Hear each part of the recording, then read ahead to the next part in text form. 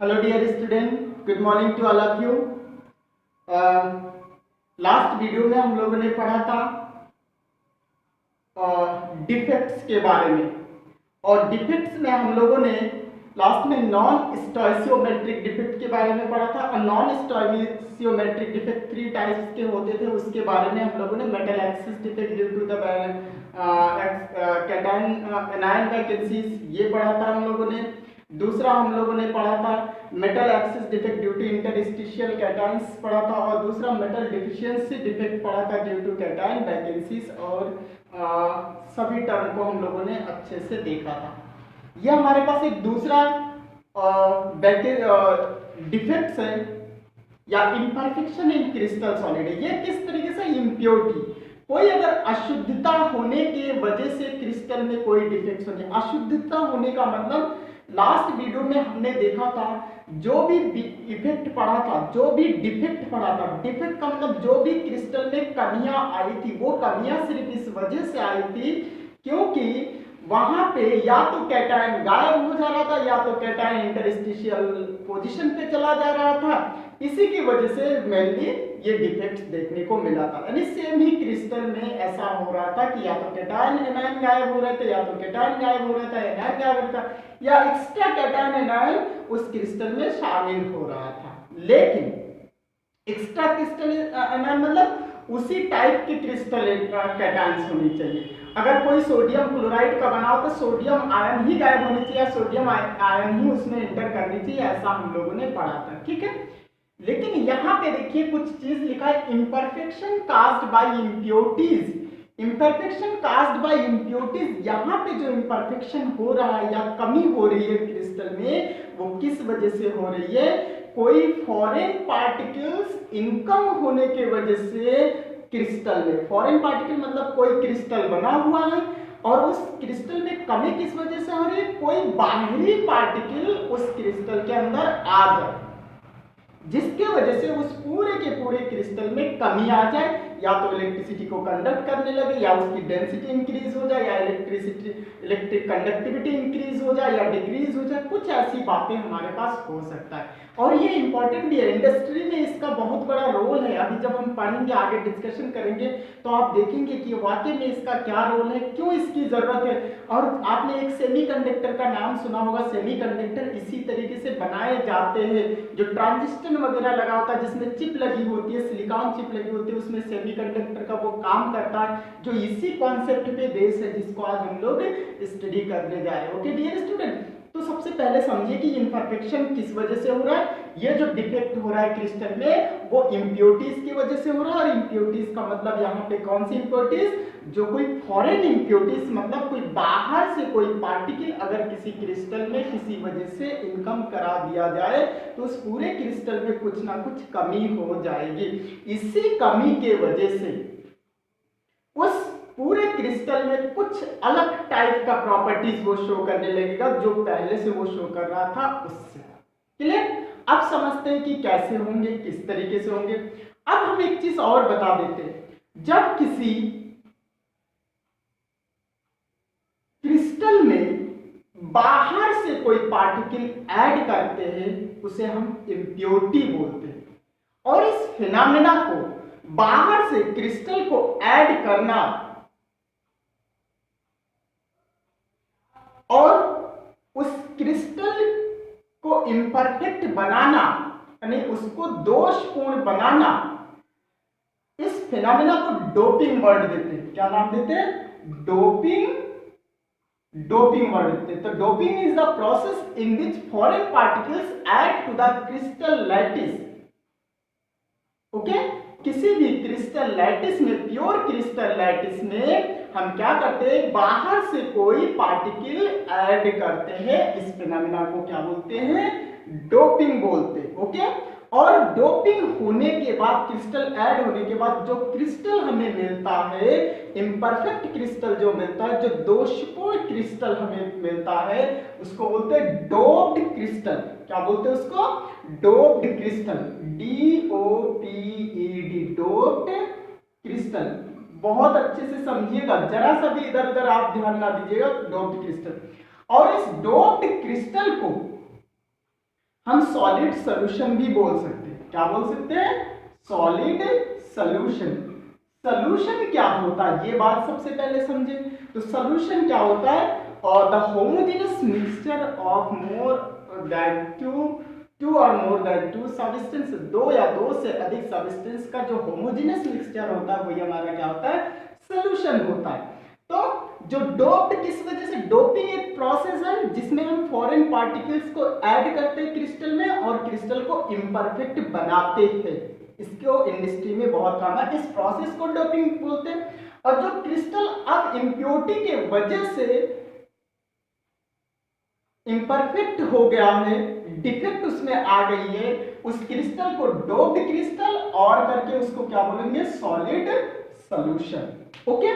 अब एक बात ये आती है कि अगर बाहर से कोई पार्टिकल इनकमिंग हो रहा है तो वो कहां पे आएगा? किस जगह पे क्रिस्टल के आकर के सेटअप होगा? तो क्रिस्टल में दो ही जगह है, या तो किसी जो इंटरस्टिशियल स्पेसेस होते हैं क्रिस्टल के बीच, आयनों के बीच में जो जगह होते हैं वहां पे आकर के सेटअप हो जाए।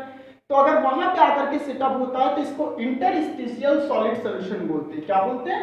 अगर कोई क्रिस्टल कहां पे आ रहा है? इंटरस्टिशियल स्पेस पे, इंटरस्टिशियल स्पेस में अगर सेटअप हो रहा है, ये आपका फॉरेन पार्टिकल। ओके। और फॉरेन पार्टिकल किसी क्रिस्टल के कहां आके सेटअप हो रहा है?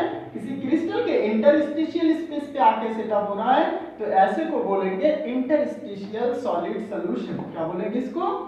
इंटरस्टिशियल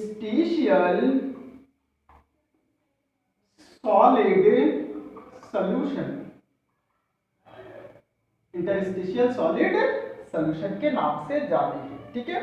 अगर ऑलरेडी क्रिस्टल में प्रेजेंट किसी भी कैटायंस या एनायंस को सब्स्टिट्यूट कर दे, बात समझ पा रहे? अगर क्रिस्टल में प्रेजेंट पहले से जो कैटायंस या एनायंस है या कोई कोवेलेंट पार्टिकल्स अगर उसको सब्स्टिट्यूट कर दे, प्रतिस्थापित कर दे, तो उस समय हम क्या बोलेंगे? सब्स्टिट्यूशनल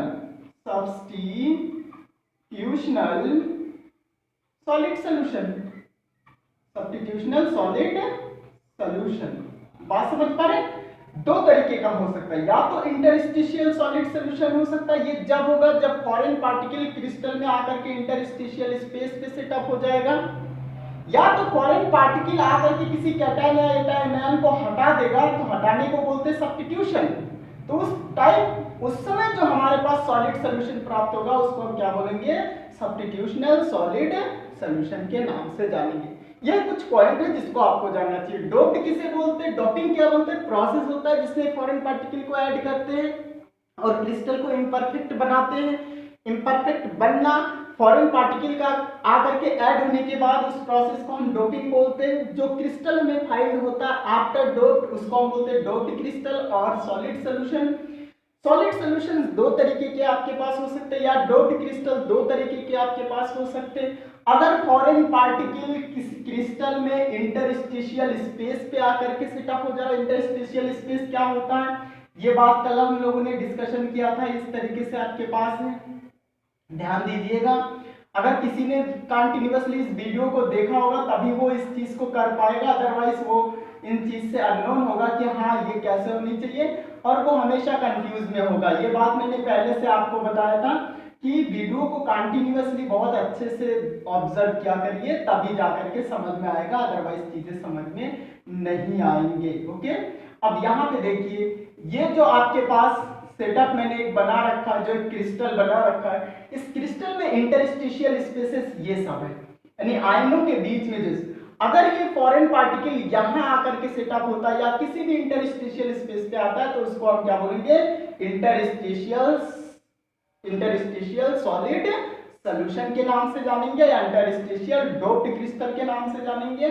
या आकर के किसी भी पोजीशन से इसको हटा दे या इसको हटा दे, और अगर ये फॉरेन पार्टिकल आकर के इस जगह पे सेटअप हो जा रहा है, यानी कहां पे? आयनों को हटा करके, तो उस समय हम क्या बोलेंगे? सब्स्टिट्यूशनल सॉलिड सॉल्यूशन के नाम से जानेंगे। I hope everything is clear. Okay. Now let us see the next topic. अब एक बात करते हैं, आपने कभी फिजिक्स में N type semiconductor and P type semiconductor के बारे में सुन रखा होगा, वो कैसे बनाए जाते हैं ये बात समझिए। अगर मैं आपको बात करूं कि सिलिकॉन या जर्मेनियम की बात करूं तो ये कहां से बिलोंग करता है, पीरियोडिक टेबल में ये 14 ग्रुप के एलिमेंट्स है, ये बात सबको पता है, ठीक है, बहुत इजी वे में मैं आपको समझा रहा हूं। ये कहां का एलिमेंट्स है, 14 ग्रुप का एलिमेंट्स है पीरियोडिक टेबल में। और अगर इसके बाद देखिए सिलिकॉन के बाद फास्फोरस आता है, जर्मेनियम के बाद आपका आर्सेनिक आता है, बात समझ पा रहे। और 13 ग्रुप में आपके पास कौन आता है, गैलियम आता है, और सिलिकॉन से पहले आपका एल्युमिनियम आता है जो 13 ग्रुप का एलिमेंट्स है। और ये जो आपके पास है, सॉरी मैं सही से लिख दूं, 13 ग्रुप और ये आपका 14 ग्रुप और ये आपका कौन सा हो गया 15 ग्रुप। आप समझ पा रहे, ये कंडीशन है। अब इसके जो क्रिस्टल होंगे, जो अगर हम सिलिकॉन की बात करेंगे तो सिलिकॉन कोवेलेंट बॉन्ड से दो तरीके की चीज आपको इसमें हम डिस्कशन करेंगे। एक तो हम डिस्कशन करेंगे impurity defect in covalent solid. यहां पे जो हम बात कर रहे हैं impurity defect in covalent solid, और जिसे आपने इसी से हमें पी टाइप और एन टाइप सेमीकंडक्टर बनाए जाते हैं, ठीक है। अब बात समझिए, जब हम 14 ग्रुप की बात करते हैं तो 14 ग्रुप में जो आपके सिलिकॉन और जर्मेनियम हमने ले रखा है, तो सिलिकॉन और जर्मेनियम आपके कोवेलेंट बॉन्ड के तहत एक दूसरे के साथ में इस तरीके से जुड़ा होता है, ठीक है। इस तरीके से सिलिकॉन और ये सब आपके कोवेलेंट बॉन्ड से एक दूसरे के साथ जुड़े होंगे, ये बात सबको पता है। ओके, आइए कुछ और स्ट्रक्चर बनाते हैं, इसमें समझने की कोशिश करते हैं। यहां ध्यान से देखिए, क्लियर, ये सिलिकॉन हुआ, जर्मेनियम हुआ, जो कोवेलेंट बॉन्ड से एक दूसरे के साथ में बॉन्डेड होते हैं। और आप जरा इस पे फोकस करेंगे तो आप देखेंगे कि इसमें मैंने 4 बॉन्ड बना रखे हैं सब में। इसका मतलब क्यों होता है, क्योंकि 14 ग्रुप के जितने भी एलिमेंट्स होते हैं आपके, कार्बन, सिलिकॉन, जर्मेनियम, टिन और जो आपके लेड होते हैं, इतने एलिमेंट सब की जो बैलेंस है यहाँ पे 4 है। लेड कभी कभी +2+4 भी दिखाता है, वो वेरिएबल बैलेंस है, डजंट मैटर, बिकॉज लेड आपका क्या होता है, एक मेटल्स है, क्लियर। अब आइए इसमें समझ लीजिए, अगर इसकी बात करते हैं, अगर सिलिकॉन कोई क्रिस्टल बनाएगा तो इस तरीके से कोवेलेंट बॉन्ड से वो बॉन्डेड होगा। कोवेलेंट बॉन्ड 4 कोवेलेंट बॉन्ड है, आपको दिख रहा है कि चारों के चारों इलेक्ट्रॉन बॉन्ड का फॉर्मेशन कर रखा है, क्योंकि इसके बैलेंस इलेक्ट्रॉन कितने आएंगे, 4 आएंगे, ठीक है। तो चारों के चारों इलेक्ट्रॉन मिल करके कोवेलेंट बॉन्ड का फॉर्मेशन कर रखा है, और इसमें कोई फ्री इलेक्ट्रॉन नहीं है। अगर कोई फ्री इलेक्ट्रॉन इसमें नहीं है तो डेफिनेटली ये इलेक्ट्रिसिटी को कंडक्ट नहीं करेगा। लेकिन अगर सोचिए कि सिलिकॉन के साथ में अगर हम फास्फोरस को ऐड कर देते हैं या आर्सेनिक को ऐड कर देते हैं किसी तरीके से, तो ये आपका क्या होगा, फॉरेन पार्टिकल। क्या होगा, ये फॉरेन पार्टिकल, ओके। और फॉरेन पार्टिकल जब इसमें आप ऐड करेंगे तो ये पूरा सिस्टम हमारा क्या हो जाएगा, डोप्ड क्रिस्टल हो जाएगा, या इसी को हम क्या बोलते हैं, सॉलिड सॉल्यूशन के नाम से जानते हैं, क्लियर। अब जरा सा बात यहाँ पे समझिए, अगर किसी सिलिकॉन को हम यहाँ से गायब कर दे और यहाँ आर्सेनिक आ जाए, तो आर्सेनिक की बैलेंस यहाँ पे कितने, 5, सॉरी इसके जो बैलेंस इलेक्ट्रॉन है वो कितने, 5। फास्फोरस के बैलेंस इलेक्ट्रॉन कितने हैं, 5 है। बात समझ पा रहे। अगर इसको आप इसमें ऐड करेंगे तो इसके जो 4 बॉन्ड होंगे, तो 4 जो इलेक्ट्रॉन फास्फोरस और आर्सेनिक के होंगे, वो सिलिकॉन के साथ 4 कोवेलेंट बॉन्ड का फॉर्मेशन करेगा। और 4 कोवेलेंट बॉन्ड का फॉर्मेशन करने के बाद एक इलेक्ट्रॉन इसमें रिमेनिंग रह जाएंगे। जो इलेक्ट्रॉन आर्सेनिक या फास्फोरस किसी को भी अगर आप ऐड करते हैं इसके साथ में, तो ये इम्परफेक्ट आपका क्रिस्टल बनेगा।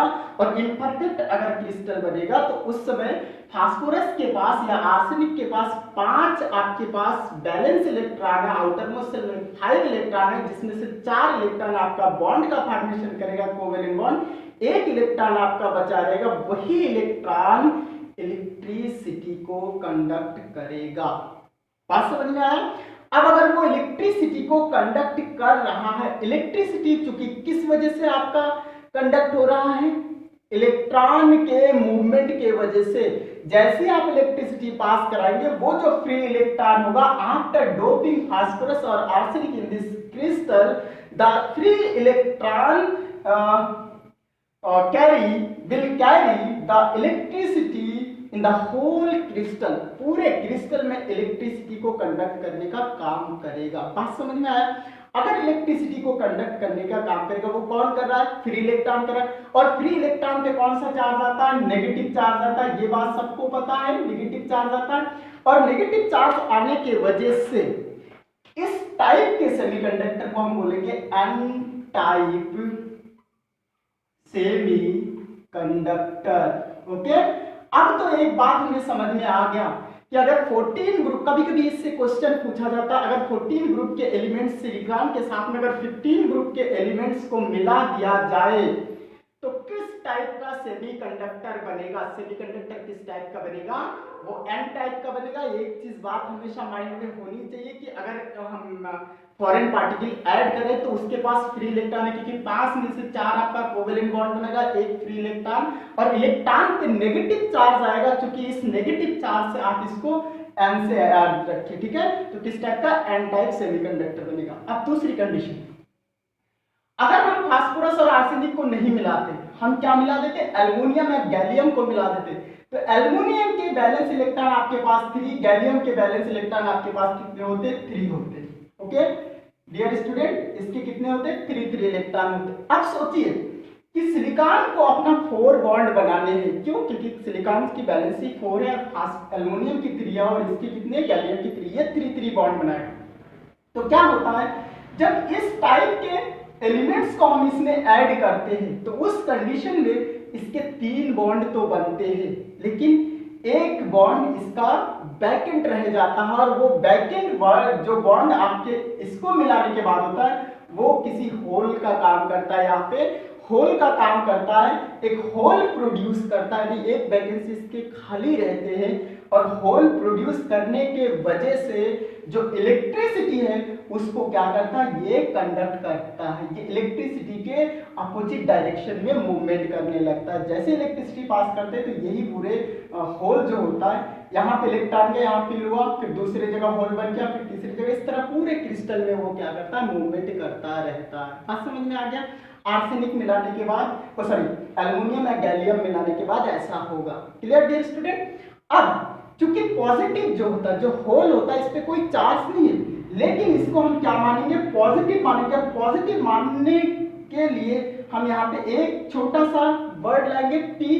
पी का मतलब पॉजिटिव, और ये क्या हो जाएगा? P type semiconductor. Dear student, बात समझ पे आ रहे हैं? तो अब बात आती है कि अगर 14 ग्रुप के एलिमेंट्स के साथ में अगर 13 ग्रुप के एलिमेंट्स को as a foreign particle add करा जाए तो इम्प्योरिटी होगा, वो क्रिस्टल हमारा इम्परफेक्शन होगा। लेकिन किस टाइप का वो क्रिस्टल बनाएगा? या तो पी टाइप सेमीकंडक्टर बनाएगा, या तो एन टाइप बनाएगा। एन टाइप जब बनाएगा जब एक फ्री इलेक्ट्रॉन होंगे और वो इलेक्ट्रिसिटी को कंडक्ट करेगा पूरे सर्किल में।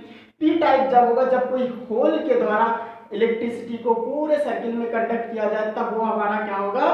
पी टाइप होगा। पॉजिटिव मानेंगे तो P type 13 group elements add करने के साथ होगा सिलिकॉन जर्मेनियम के साथ में, और एन टाइप का होगा जब हम इसको ऐड करेंगे। ओके डियर स्टूडेंट, बहुत इंपॉर्टेंट टॉपिक था जिसको मैंने यहाँ पे डिस्कशन किया। नेक्स्ट वीडियो में हम थोड़ा सा लेके आएंगे impurity defects in ionic solid. Okay dear student, so okay, thank you, all the best.